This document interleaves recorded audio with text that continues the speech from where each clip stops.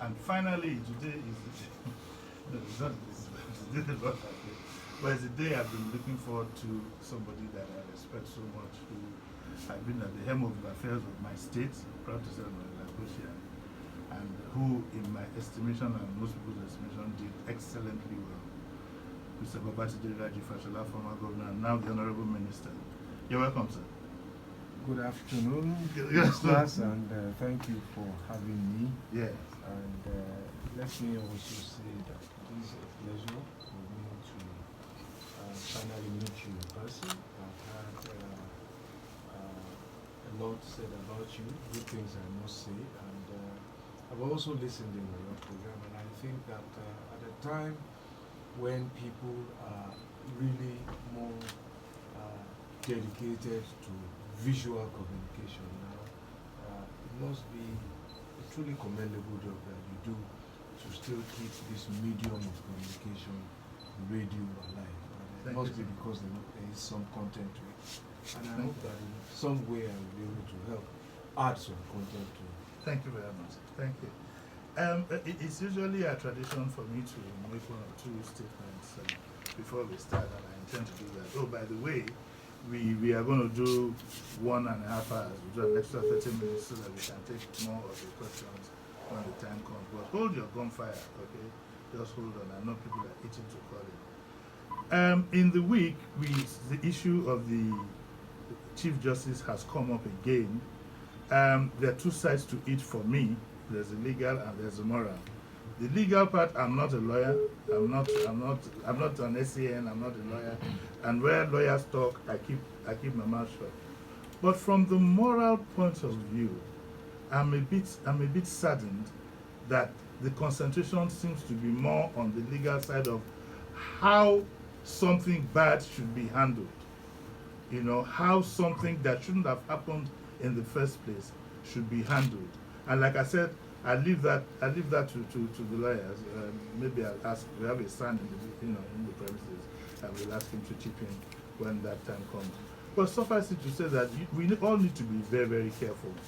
I don't want to go through the whole gamut of what has happened. I'm sure you're quite aware.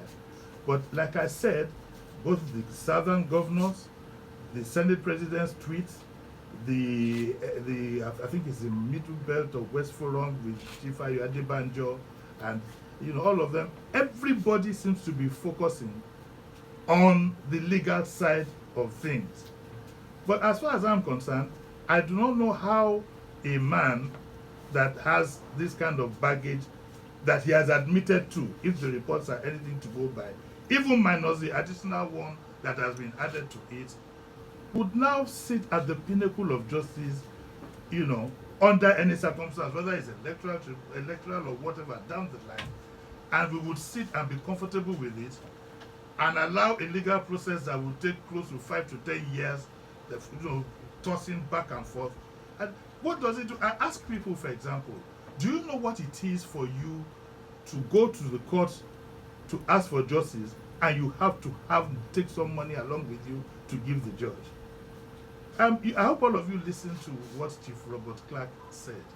He gave a somewhat balanced view, and I hope that you also read Diti Ogunye's submission in premium time. Diti Ogunye, on one hand, admitted that maybe the procedure is wrong. That again, that is for the lawyers. But we need to cleanse the rot in our system. It cannot continue like this.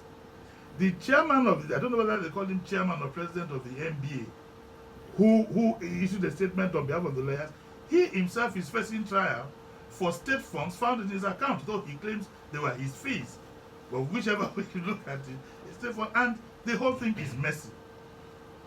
Luckily, I grew up in an environment of lawyers. My guardian was, like I said, was Justice Chiole. My dad, in any case, was also a lawyer. My brother and everybody.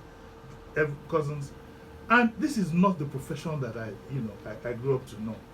It's not the profession that I grew up to know, and we need to be careful. The United Kingdom and the United States issue statements about the procedure, but they don't say anything. They don't issue any statement on the level of corruption that we seem to be facing in the judiciary, which is key. Now, which is more important? to have a corruption-free judiciary, or to get a CJA removed, whether, because look, the law, when it comes to the law, there is no one single interpretation. Abisa, when it comes to the law, there's no one single interpretation. You give your own side of things. So I'd like us to be careful, and I don't like the statement that the Americans made, laying a premise saying that oh, this has shown that we might not have a free and fair election. They've already created a platform for the loser, or whoever is the loser, to jump onto. I don't know if you want to, I know it's not under your purview, but as a senior advocate of Nigeria, surely you want to say something. Honestly, I like to say that this has occurred at a time when I didn't know this would happen when I agreed to come on this program. So, my remit is power works and housing. I know. I'm a lawyer. Yes. And I don't have all of the facts. Okay. My training tells me never to comment until I have all of the facts. But what about the principles?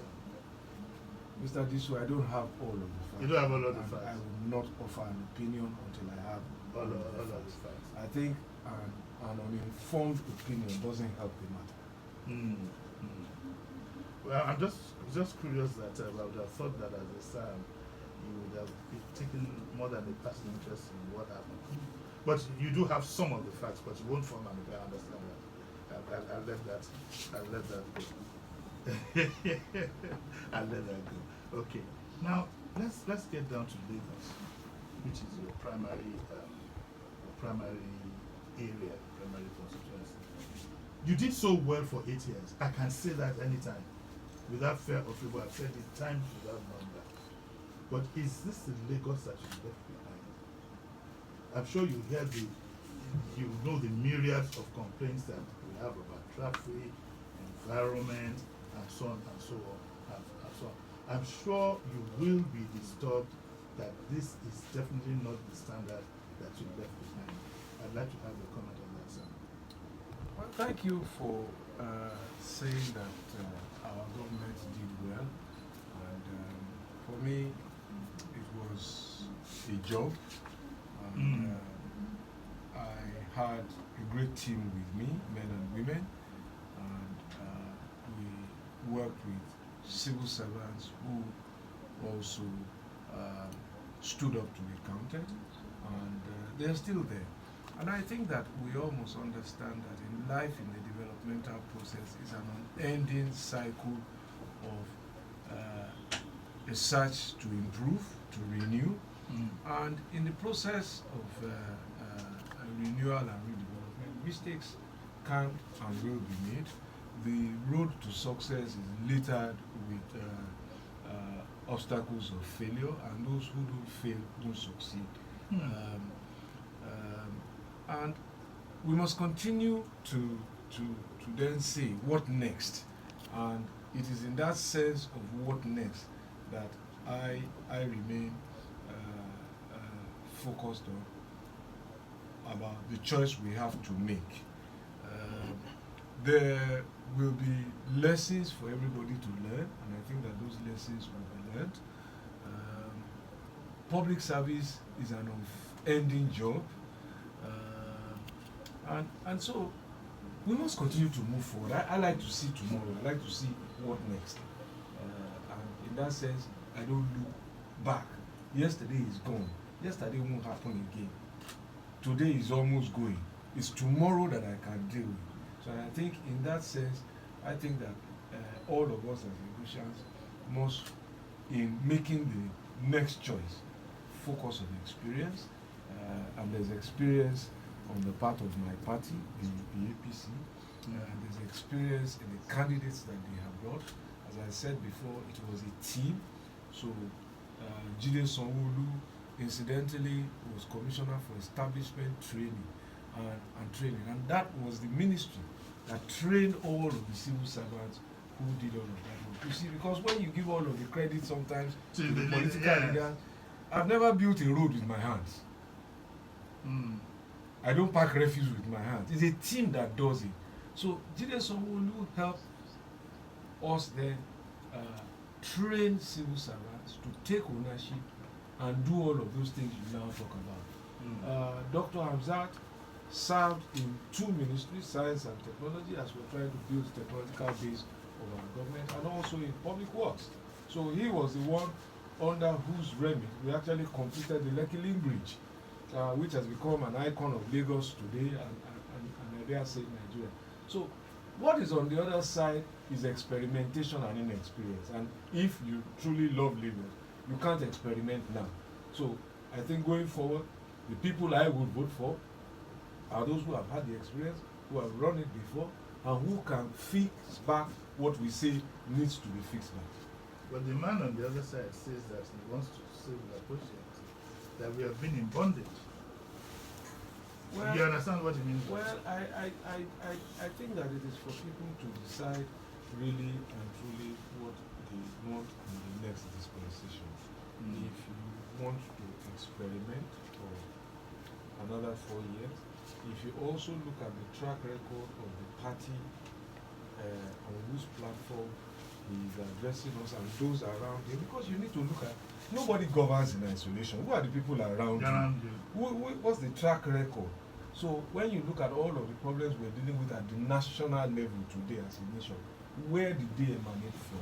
So are those the people you want to bring to Lagos when we haven't cleared the national mess? The reason why Lagos has stood out, able to pay salaries, able to chart developmental initiatives, able to run away from the pack, is that the ideological thinking behind it is different from what you have on the other side. And if you look at where they have pushed our country in 16 years, and all of what we are dealing with today are problems of yesterday. They are problems of the last almost 2 decades. So if people want to experiment with that, what have they done before? What is the defining thing they have done for Nigeria? So we can talk about a bridge here that has become an icon for Lagos. But where is the national infrastructure that they built with all the petrodollars? So, and they go to Dubai. They went to have a meeting in Dubai, you know, and they didn't see the Burj Khalifa. The Burj Khalifa was built with $1.5 billion. $1.5 billion. Dubai's statement to the whole world that we will build the tallest building, the biggest tourist center, the biggest shopping mall that is employing people. What did they do with $2 billion? It's now under investigation in a run into elections. So that's a choice. So when people say there are no issues in our elections, I differ very, very seriously. There are issues about the economic and political choices that we make about how to develop our people. So everybody now says, oh, things are tough. Things were tough since yesterday, since before. Yeah. Where did the hundreds of billions of dollars go? It's the same oil money, that we had.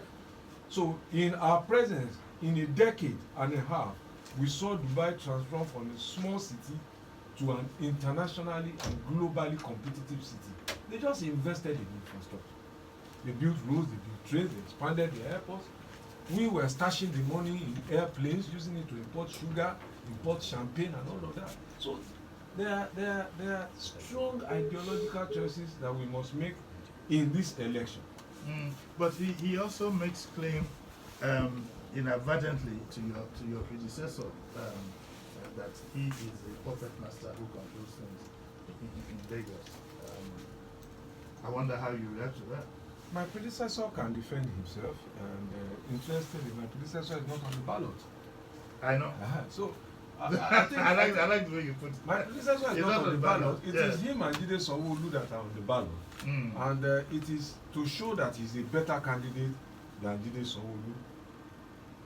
That is the issue that people. That's why I said stop talking about yesterday. Yeah. Who can manage this state better? What has he done with himself to prepare him to take on this responsibility? 20-something million people. A wholly cosmopolitan and diverse state. Is he ready to forgo sleep? That's what it takes to run this state. Tell me your experience as governor. you don't want to know. It's not a brief thing. Well, It okay. was, Well, it let me was, just it was 8 years. It was 8 years of sleeping an average of 3 hours a day. A day. That's what it took. You know, you know, I tell people that before I entered government, whenever it was raining around 2 a.m., I would just turn my duvet and sleep. But from the day I became governor, once it rained consistently for more than an hour in the night, I wake up. Because the first thing that happens is the roads flood free. How are the people, 20-something million people, who I have responsibility for going to get to work that morning? So I begin to wake up Banire begin to wake up all of his district engineers to ensure that the first set of people who are going to work at 4 a.m. can get to work. That's what it took. And we would have prepared, so we were not guessing.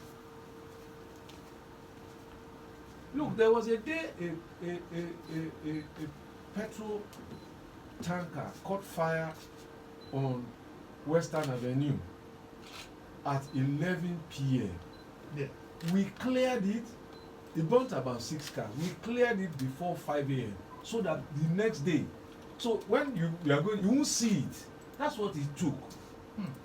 So we had a state in which for 8 years there were no ethnic clashes, people were not killing themselves. Did you think it was magic? We had security meetings every first Monday of the month. I did not miss one. Wherever I was in the world, I would come home. That's what it took. Wow. So on Christmas Eve or New Year's Eve, when you are going to church, did you think it was magic? We had people in your churches and in your mosques looking after you. I was with them on radio. We were running 72-hour shifts so that this place would be safe. The only countdown I came to was the last one, and they insisted I must come. And if you watch that, I was gone by 1 hour because I'm working all through the night with all the security agencies, making sure that everybody who comes there gets home safe. So it's a real tough job. So if your heart is not in it, if you are not committed to it, if you don't understand the enormity of the responsibility, it's not a place to come and valorize yourself. It's really brutal work. It's real brutal work. Sometimes my children live in the same house with me. For weeks, I don't see them. Oh, you thought I just gave us parties? I like to come and do parties on Saturdays. There was just no time. There was no time. There was no time. If you were not signing COs, you were signing files, because that's what it just takes to operationalize government. And this is even after delegating to so many people. And even at that, the work wasn't finished. So many citizens still wanted something or the other. My road hasn't been done. There's this pothole here. There's this there. It was never, you don't finish the work. But I'm glad to say that I served with people who understood that we could put our own interests, to subordinate our own wishes and desires for the larger good. And those people are still there. Is it true, sir, that your predecessor took the political load off you? Well, that was my own choice, you see. Okay. And we must never underestimate what time politics takes. It's only 24 hours in a day. Elections come once in 4 years. But governance is an every minute issue. So if you want to sit down and be talking from morning till night, your work will pile up. Your city will grind to a halt. You think that's what politicians do? I'm not saying, don't put words into my mouth. No. I just know that there has to be a balance. Yeah. People also like to interface. I like to do stuff. Okay. I don't like to talk for long. I don't function well when there's so many people around me. I like a structure.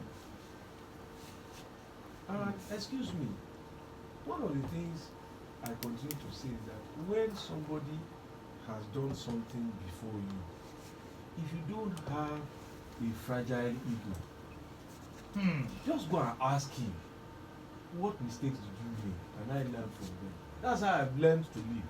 Did this current governor ask you how you learned to do it? I won't disclose our conversations. No, I was in just public. wondering. And I think that, you see, I always also say that as our nation matures, all of us, former governors, former ministers, former presidents, must recognize that the responsibility we bear while in office is nothing at all compared to the responsibilities we bear when we have left office. We must not desecrate the institutions that we left behind.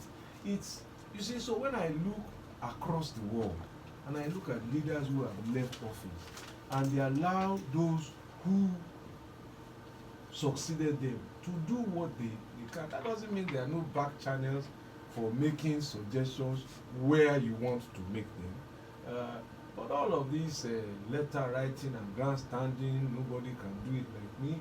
Look, this is a nation. It's bigger than one person. This is a state. So when your time is up, you know what, just go quietly into the night.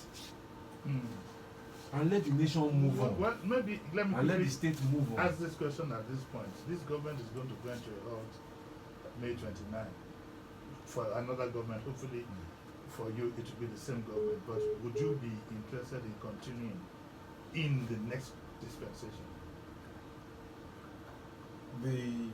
You know, the tenure of this government ends in May 29. The federal government. The federal government. Yeah. And then you're going to have a new dispensation, and then well, it could be your principal.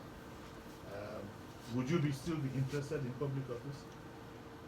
Oh, I think that the way to look at it first is the prerogative of the. I know, but are you as a person? Are you tired, or you're still ready to go? I keep my cards close to my chest, but I think that there's room now to begin to allow younger people also to step in and come and do. And I think that anything that you build in life, really and truly, you must be able to trust other people to run with it. I've done my time in public service. I appreciate the privilege to have been called to serve. So after the elections, I will see what happens, and then I will make my decision. Because my family is also children. There's still a couple of things I want to do as well, and so on and so forth.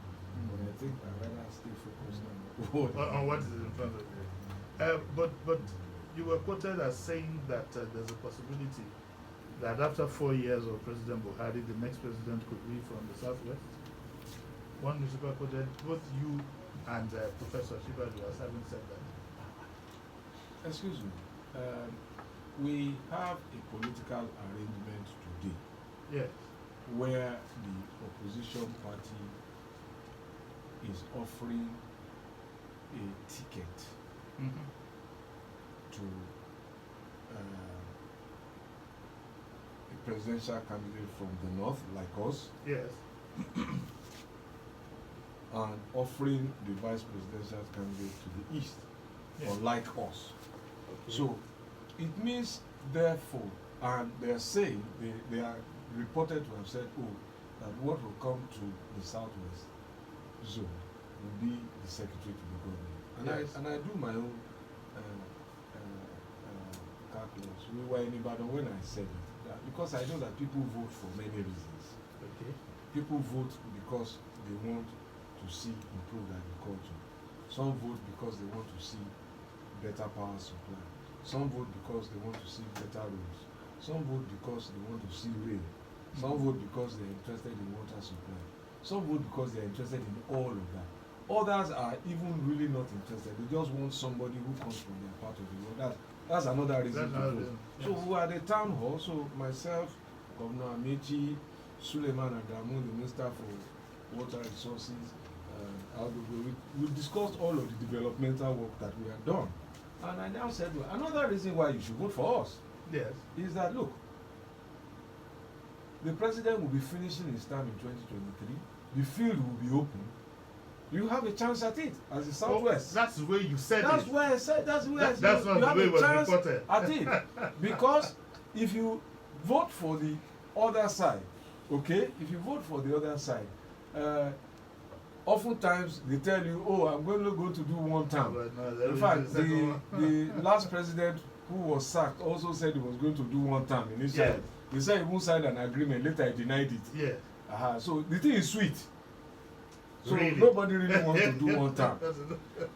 So I said to them that, look, don't believe this one time thing. So, but if you believe it, know that until 2043 will it come to the Southwest again. So these are the nuances of, and it was to challenge people also to say, bring out your votes and support, because you can't be losing the vice president to go and take secretary to government. Yeah. And I said to them that, look, ẹ̀yin èèyàn wa tó bá ní wọ́n fẹ́ yan èèyàn sínú ẹgbẹ́, wọ́n ní kéèyàn wá kan wá ṣe akọ̀wé ẹgbẹ́. Wọ́n wá ní kéèyàn kan wá ṣe alága ẹgbẹ́, alága lèmi máa mú o. Mi ní ṣàkọ̀wé o. So and that was the context. And you see, when you have this number of votes that you have in the Southwest, you need to give everybody a reason to really participate. And I did not exclude the possibility of any other zone.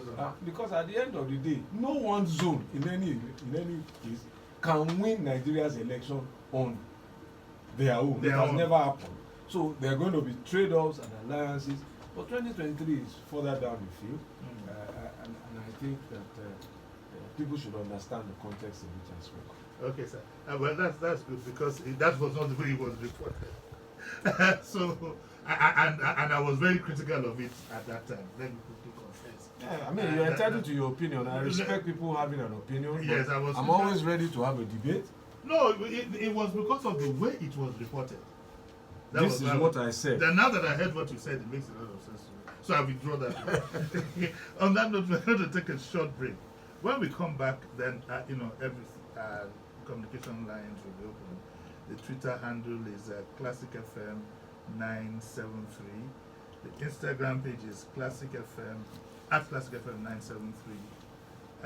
Classic website is classic97.net. Now listen to the lines that you will call. 0909 217 2973. This is also a WhatsApp line. Okay? 0909 217 2973. And the other number to call is 0700 1000 973. 0700 1000 973. It's still the Discourse with Jimi Disu, brought to you by MTN. You're still listening to Classic FM 97.3, the station that plays all the songs you know. And my guest today is, as usual, like I said, somebody I'm pleased to have, Mr. Babatunde Raji Fashola, the Honorable Minister for Works, Housing and Power. I got it. It's such a mouthful. So we'll take a short break and then we'll be right back. Yeah, welcome back to the Discourse with Jimi Disu, what you were into. And I still have with me Mr. Babatunde Raji Fashola, the Honorable Minister, who is here as my guest. And the lines are open. Do we have a caller? Hello, good morning. Good afternoon. Good afternoon, sir. Yes, sir. Please state your name and go straight to the question, please. My name is Franklin. Yes. The man that I'm the friend to speak with is from Yes. Super Minister. The Super Minister. greet you. I like that. I greet you, Mr. Babatunde Raji Fashola. Good afternoon, sir. Yes, sir. It's a pleasure to speak with you. My name is Franklin. And I just want to go straight to talk about the issue that concerns us, especially in the area of power. Now, I live at Ibadan, and it's unfortunate that this place is close to Lagos, but yet it seems like development has not even come to this area in terms of power. We spend weeks, and in a day, maybe I just have power for about probably 3-4 hours, and it just goes like that. And that is maybe for another 2-3 days before you see it again. So I want to understand, how does this thing work? Is it that when a new government comes in, we start the process of fixing our infrastructure afresh, or that we continue from where the previous administration stopped? Because especially in this area of power, we are groaning a lot. Whether in Lagos, whether in Ibadan, in Ogun State, anywhere, It seems like these things are not moving. We just keep restarting the process every other time. How does it work, sir? Please explain to us. And why can we not just get power, get right, let me put it in the local balance in our homes? Thank you, sir. Thank you, Franklin. And I really must again say that I understand how you feel, and we're doing our best at the moment to improve things. But I think you will also agree that places like Ibafo, Magburu, Mowe really had no connection until about a year or two ago, for about 10 years. So we've moved from no connection to you are now connected. And as you say, yes, it's not stable yet. One of the reasons why it's not stable is that the line that should support that part of town from the substation in Ikorodu through to Abeokuta is under construction as we speak. Acquisition of land of the right of way was an issue. I think we recently resolved it about 4 or 5 months ago with the governor of Ogun State. So work is going on to complete that transmission line to give stability of supply to that part of town. So, and constructing infrastructure asset is quite challenging. We have to deal with legacies of the past. For example, some of the equipment that would have been used were left in the port for about a decade. We've cleared 720 containers out of 800 that were left in the port. So that's why things appear so difficult. We are not starting from where our predecessors started. We are starting from where they stopped, because our mandate is to finish as many of the abandoned or completed projects so that we can provide service to people. So you will see, for example, I think it was last week, the president was in Anambra to go and hand over the Zik Mausoleum. The mausoleum was started in 1997. Wow. And just 2 buildings, and it wasn't finished because the contractors were not paid. So it's been quite challenging, but we are unlocking the obstacles, so to speak, one after the other, and I assure you things will get better. Talking about working in government, sir, there's this notion outside about some cabal in the government, and I'm wondering if, for the record, any cabal has disturbed you in your own function as a minister. Well, you see, there are a lot of images we create about things that we don't understand. Let me say, for the record, nobody disturbs my work. The president has never interfered in my work. And let me say, for the record, that in 3 years and 3 months, November 2015 to now, the president has never called me to say, Minister, please help my friend. He has never sent a note to me. He has never referenced anybody to me to assist. Let me say that very, very clear for the record. And no member of his family has ever done so either. Let me say that very clear for the record. Can you describe working with President Buhari? Can you describe what it's like? Well, it took me time to really understand him. I'd known him when I was governor. He used to come to the Council of State meetings.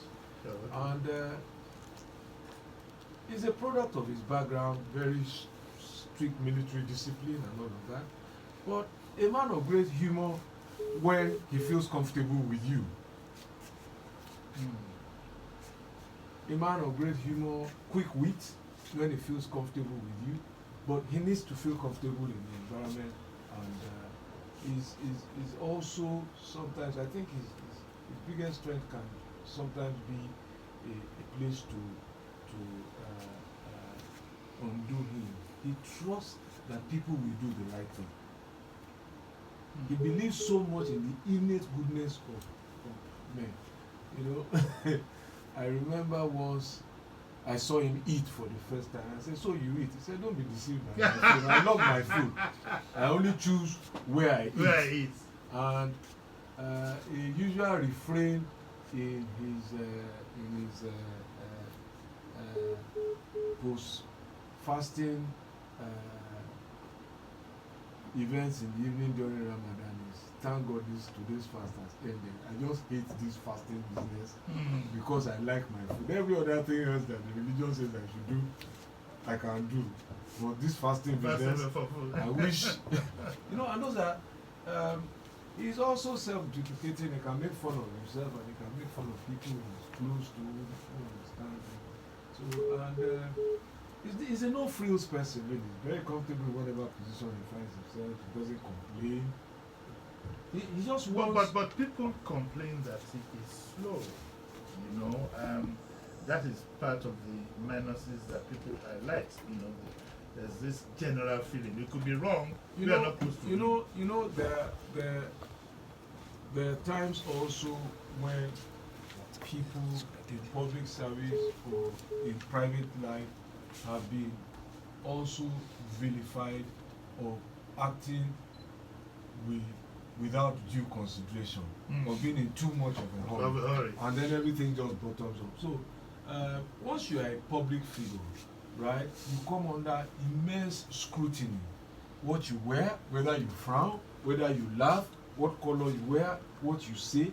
So, and there's room for everybody to then begin to criticize you. But if you are true to your methods, and also, I think that there is not enough understanding about what a president's job is, as there is perhaps not enough understanding of what a governor's job is.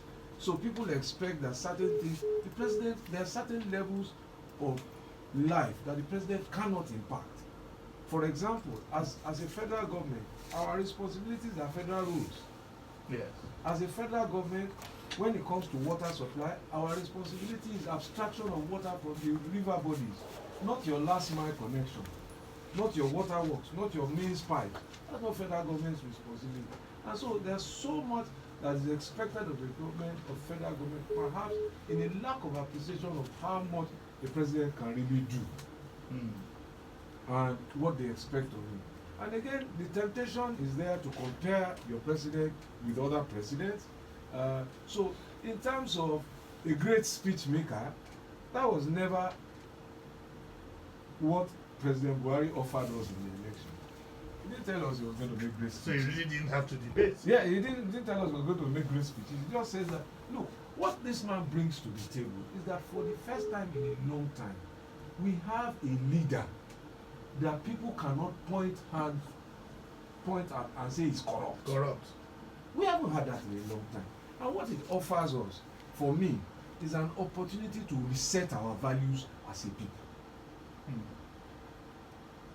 Just to you see, if we reset our values as a people, if we live by the law without being compelled to do so, this place will be a much better place. So when you talk about traffic is not God-made, it's man-made. People just drive against the rules. People want to cheat. People overspeed. People who are not certified to drive or operate a car get behind the wheel. So those are all law and order issues. You just see human beings openly defecating and urinating when there are sanitation laws. So all of the problems are largely self-inflicted.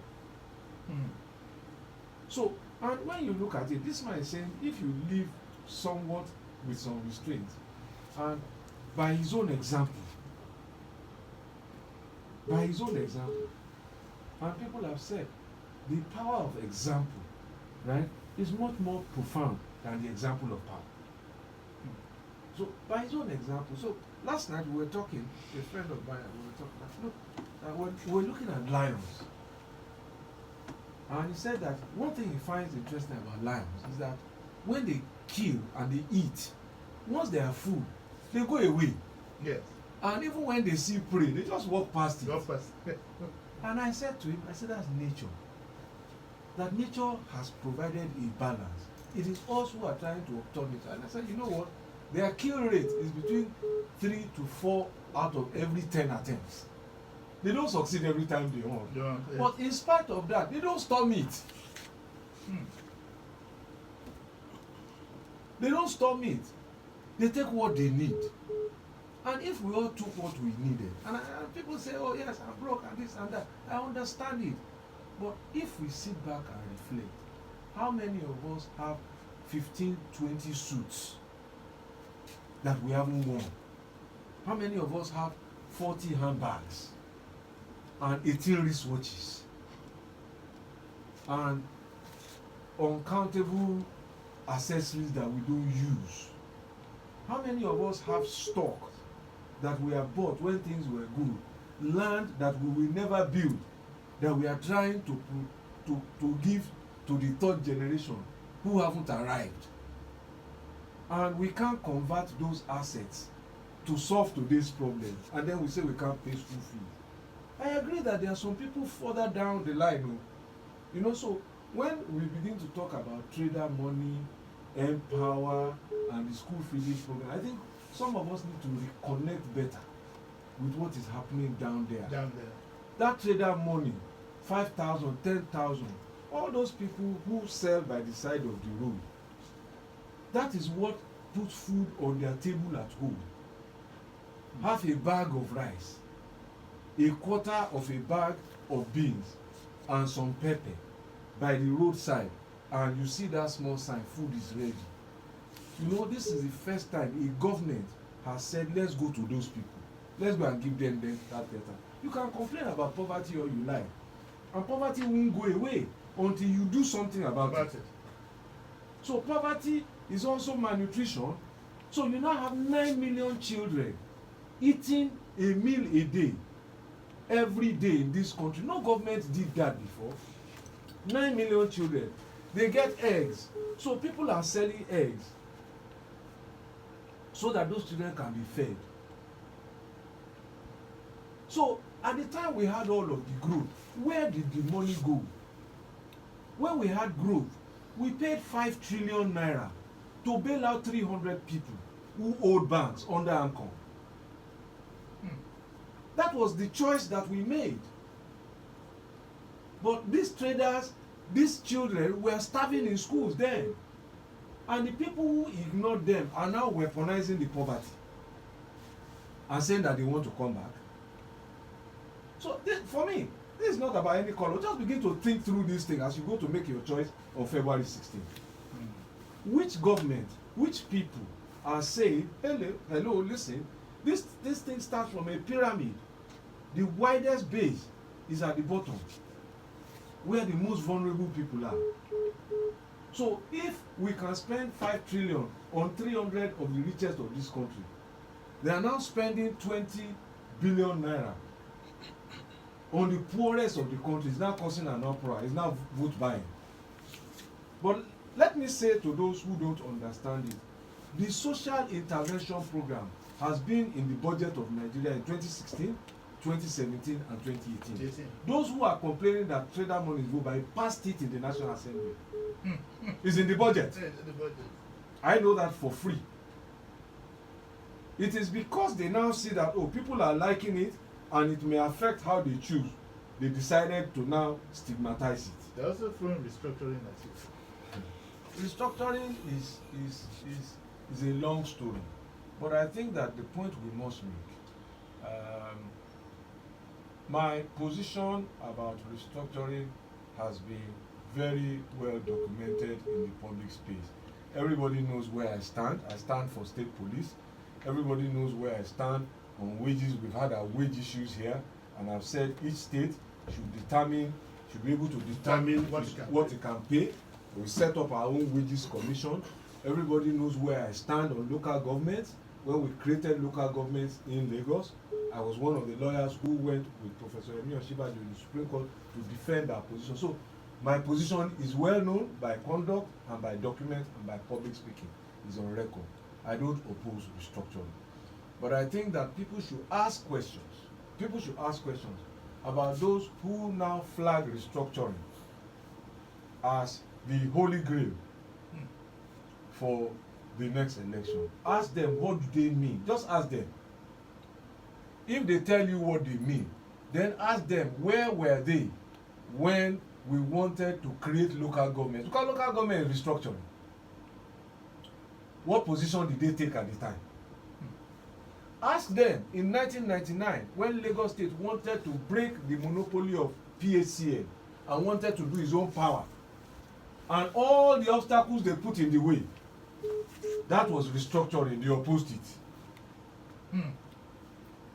Ask them where they were when Lagos State said, don't centralize wages anymore, make it a concurrent matter.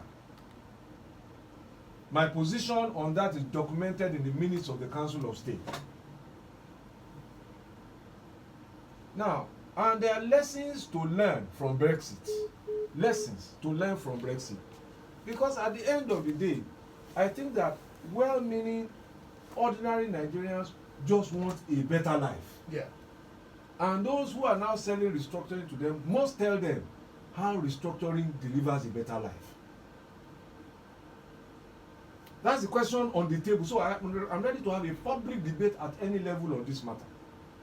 Because that was what they sold to the British people. Brexit, let's go out. Yeah. Once we go out, your life will be better.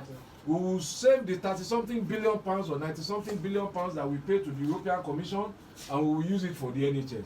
But what they didn't tell the British people, which they are now finding out, is that almost all the insulin that diabetic patients use in UK comes from France.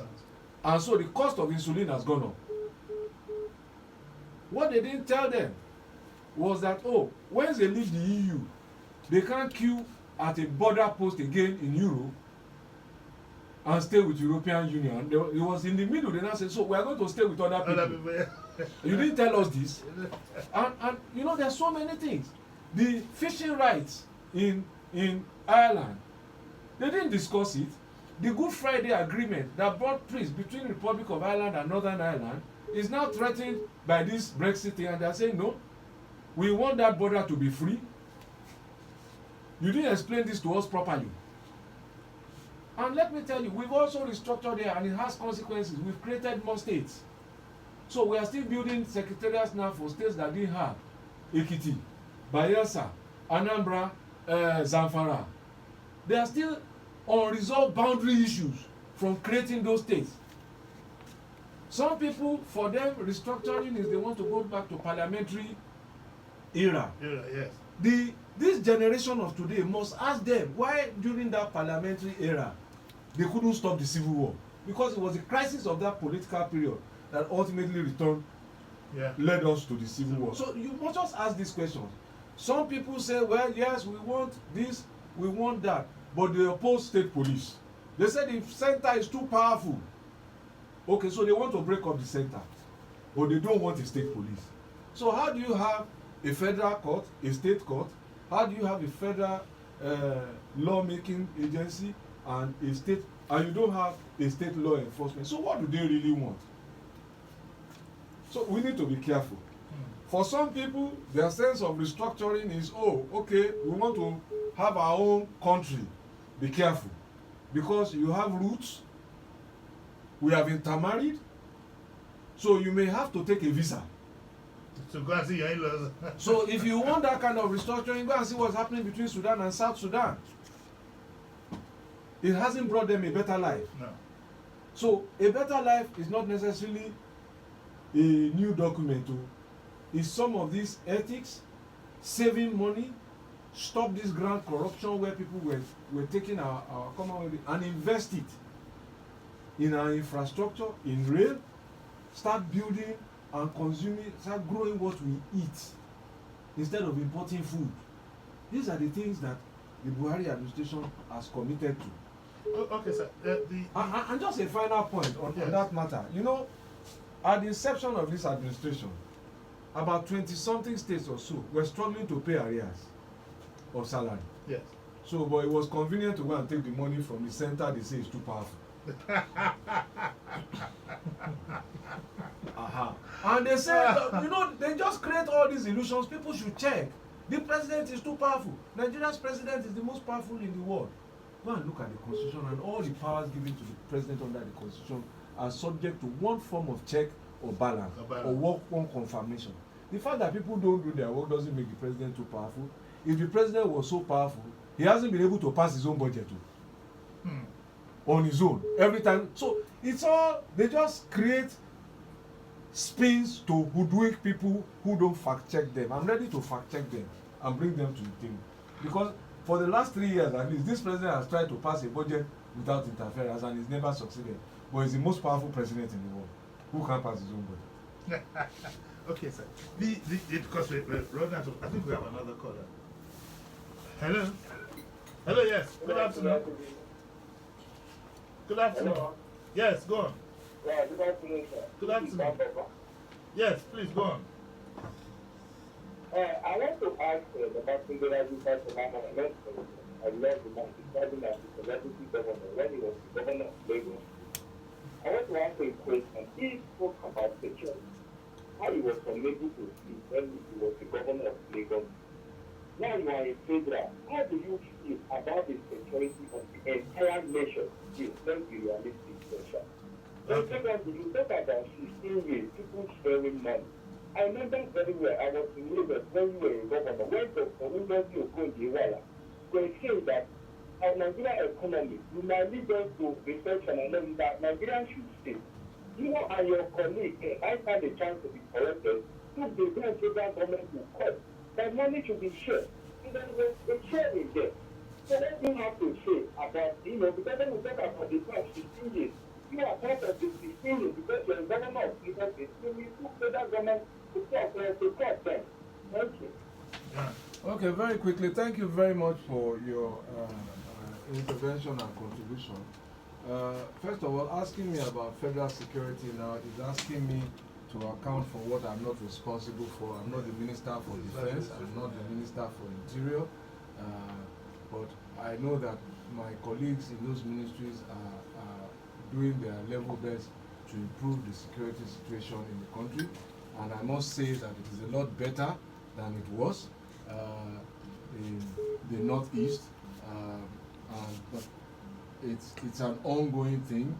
Crime and criminality are continuous challenges of governments all over the world. And not even the most successful states have eliminated crime. And the crime continues to evolve in different phases as we're combating them. It is also correct that I've been a part of this in the last 16 years, but the point to make about the statements you credited to Ngozi first was that the issue at the time was that we wanted an account of the status of the federation account because we were part of the federation, and the federal government was unwilling to disclose to us what was being done. And the federal government was also saying that they wanted to save for us, but we were seeing the accounts deplete. So somebody was spending our money and saying he was saving for us. And we are saying, no, you take your own share and save. In my own state, they were asking me for more roads. They were asking me for more schools. You are supposedly saving as the head of the family. And the analogy I used then was that, look, listen, our father leaves an inheritance. You are the firstborn. And you now say, okay, I want to save the money for all of you. But every time we ask for the balance sheet, the money has reduced. And you don't tell us how you spend it. Then we say, give us our own share. You can't decide for us. And that is how it should be, really and truly, in a federation. Give each federating unit its own share. Let them account for it. Because you can't plan their states for them. And the Constitution provides that that is what should happen. Okay. We need to take a short break, right? Asking on the issue of prepaid meters. I knew that a lot of the questions will come from the power side, prepaid meters, and it says that are consumers supposed to pay a huge sum before being allocated prepaid meters? Well, the answer, consumers are supposed to pay, not huge sums. Yeah. So we're working out a program called the Meter Asset Provider Policy, and the whole idea is to get more people into the meter supply and installation business.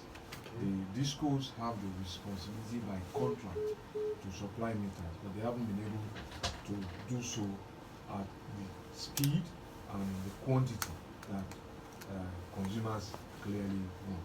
And I think that, if you permit me, there's an argument to be made, and I've asked people that clearly, while we haven't reached everybody, their energy supply experience clearly has improved, and that is why everybody wants meter, because meter is really to measure electricity. If you don't have electricity, well, meter. So we know that that's the biggest problem now, and we're addressing it with a policy, and we now have about 108 different companies who have applied to operate under that policy.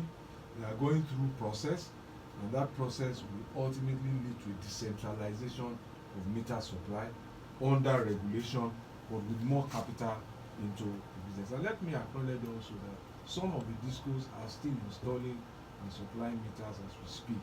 In some areas where they've reached is good news. In some areas where they haven't reached, the consumers are still waiting anxiously, and so it still makes blessings. It's a work in progress, because every person who needs to get a meter also has to be assessed, inspected, and energy consumption determined before your type of meter is prescribed. Okay, so you got that answer there. Another ministry that you handle is works. Okay, and for those of us in Lagos, it would be nice if you can take us through some of the major roads that that your ministry has had to undertake. Okay. First of all, I will deal with remedial work, maintenance work, and reconstruction work. Yeah. And so, if you notice in the last 1 year and a half that your ride through Akmomo, where they sell drinks, where the bridge was failing, yes, is now gone. It didn't happen by magic. It was power works and housing there, remedial and repair work. If you know Costain Roundabout, the condition where it was in front of Covenant Center is now an easy drive, in spite of the obstruction you have with trailers trying to get into the port. But the surface has been redone. The same thing on the ramp from Alaka Western Avenue into Eko Bridge. And if you have used the Third Mainland Bridge recently, you will know that the drive is getting better and smoother, because we're resurfacing the entire stretch. But this is different from the maintenance work we have to do underneath much later in the year, which was the reason why we closed it last year for inspection. But right now, the asphalt on the entire surface of the bridge is being removed in sections and being relayed. And I don't remember when last that happened in Lagos. The same thing is happening on Albert Macaulay, and I think the sections now are Sabu and those are federal roads. Yes, they're federal roads. From that time when Lagos was federal. So those are some of the driving through Mushin, Olosha, Ibiuru also. There's rehabilitation work going on there. Now, in terms of major road construction, the road from Lagos to Abeokuta, the road from Ikorodu to Shagamu. Those are two roads that have been left for almost 2 decades. Contractors not paid, and contractors are back to site there, constructing the road as I speak. You also have the Lagos Badagry Expressway. Now, the section from after Okokomaiko all the way to Semiboda was awarded, I think, in the last quarter of last year. So contractor is just mobilizing to site to start work, because we lost about 8 weeks after the budget was passed, when the National Assembly went on recess, and so the borrowing plan to finance the deficit budget didn't get approved until November. And that was when the finance minister went on the roadshow to raise money and so on and so forth. The Apapa Urushoki Expressway, that's a big one, is the one that has also been awarded. Contractor has mobilized to site, and is the Dangote Group under the tax credit initiative. and that was the. How does that work, sir? What every company is supposed to pay tax to the federal government because Yes. we don't have enough money. Some companies are allowed to then say, I want to do a public room. It must be a public room or a public building that the public has access to. Okay. And if you approve it for me, I will do it. It is done in the same way as we procure our roads, subject to the same costing evaluation. We approve the price. But what you then do is you spend your own money to do it. So it's like paying your tax in advance. What is in it for them? The need for them is that perhaps people don't know the Dangote group used to clear and move their cargo to their various factories where thousands of Nigerians are employed in 2-3 days. It's now taking them a week. So turnaround time means bad business. It also means slow down in business, and it potentially can affect employment. So it's their own operating costs too. I see. So and that's what's in it for them really. So that road is now also awarded. You also, the last one that will be awarded is the outer marina, the reconstruction of the outer marina. Because that all is the in very way bad shape. through to Bonny Camp. You know, a lot of construction has taken place there, so we are at the final stages of procurement. So in terms of roads, those are some of the roads. But I'm sure you are upset at So what the- has happened to the landscaping and the marina. Oh, we will deal with all of that. Okay. When this is part of what happens when you are doing reconstruction, the Okay. rail and all of that. It happens, and then so that's it. In terms of energy, for example, we have spoken about the Udogunyo substation. We've also expanded the Aja substation. We've expanded Ijibu substation. We are building a new substation for Ijora to improve supply capacity to Apapa, Surulere, and Central Lagos, so that we relieve Akongba in Surulere, where all of these are being supplied all the way to the island. So that project is also going. We are also connecting Ilashe and all of the islands towards the west of Lagos, facing the Atlantic, where they have no connection at all to the national grid. That project is essentially finished in a matter of weeks, if not days. We will switch on that entire community, and that's one of the tourist zones for the state, where they run on generators for years. So that's some of the work that our government is doing in Lagos here. That's good. Good afternoon, Jimi Disu and Mr. Fashola. I don't know about others, but personally, I would like to see a Fashola president, God willing, after President Buhari. Is that possible at all? Is that likely or remotely? Might it happen? Let me say that I salute all of those who have offered themselves to the president of Nigeria. It's to say the least, the audacity of courage to take on those responsibilities. Do you think some of them have? I don't feel that brave right now. Do you think some of the aspirants actually know what it takes? I mean, most of them don't have a chance in whatever, but do you think that they actually know what it takes to be president? Well, I've seen, you know, everybody should be able to speak for themselves. But, you know, when I heard that, you know, first of all, you must respect them for even saying, I want to I want to do be it." president. You see, my sense of public service may be different from their own sense.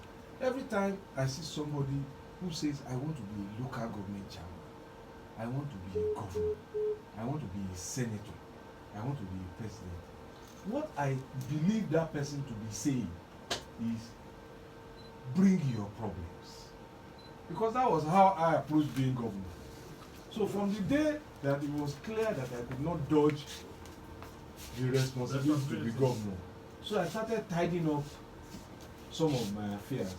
What do you mean you could not dodge the responsibility? Ah, well, you know the story? You knew. I didn't plan to be governor, so that's another How story. did you then become governor? Don't worry, I became governor. From the day I was cornered and I couldn't dodge. Long live the But Jagaban. I then realized that my life was going to change. Yes. I couldn't go to the club again. There were some things I would not be able to do again. And I knew I had to give up certain things. So I had to call my wife and say, listen, now there's not going to be any dad in this house again. There's going to be mommy and dad. You're going to leave me to really go and do this.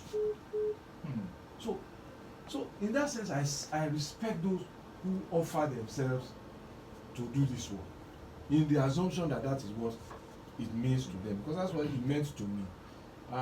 But that said, it is easy to also underplay, because I now see that, as the kitchen gets hotter, some are running away and say, no, I'm not doing again.